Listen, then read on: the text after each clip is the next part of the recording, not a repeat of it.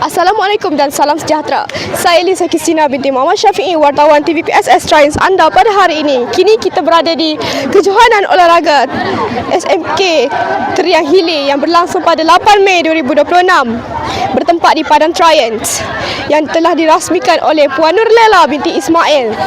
Mari kita saksikan acara yang akan dipertandingkan. Ciao.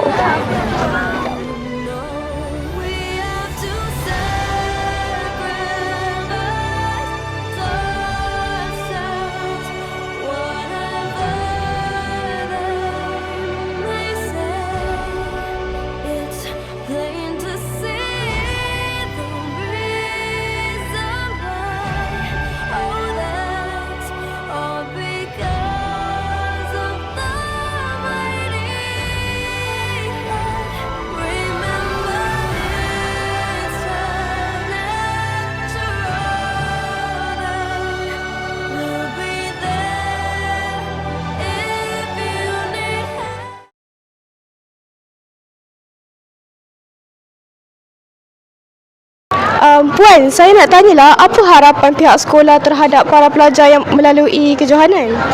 Okey, baiklah. Jadi yang pertama saya harapkan pelajar tunjukkan semangat kesukanan dan juga tunjukkan potensi diri yang ada supaya mereka dapat menunjukkan kehebatan mereka di peringkat daerah.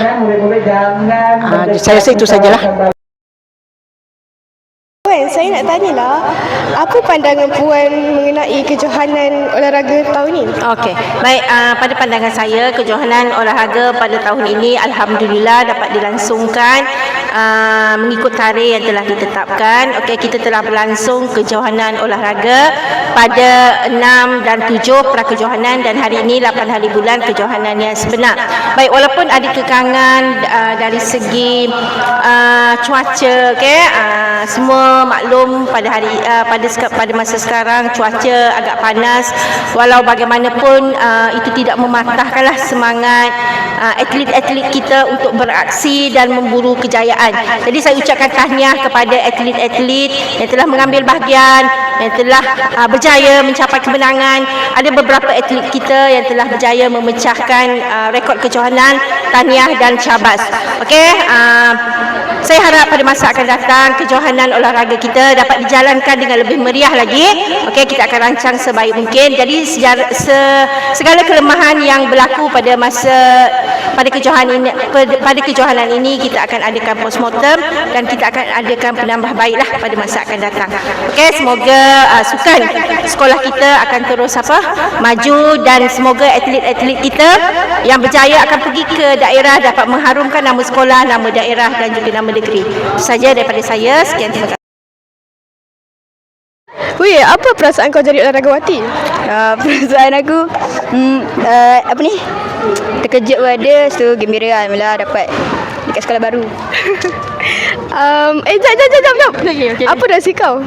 Rahsia Rahsia boleh dapat olahragawati? rajin training. Okey, rajin training, berusaha. Itu je. Okey, bye. Apa perasaan kau jadi olahragawan? Perasaan aku tadi gembira, senang. Tu je? Tu je lah. Okey dah. They want you as a new recruit. They want you. Oh my goodness. They want you. What am I gonna do in this submarine? Want you. They want you. Tunggu jap. Jadi, sampai di sini sahaja pertemuan kita. Tahniah kepada semua pemenang. Di mana ada event, di situ TVPSS berada. Ciao.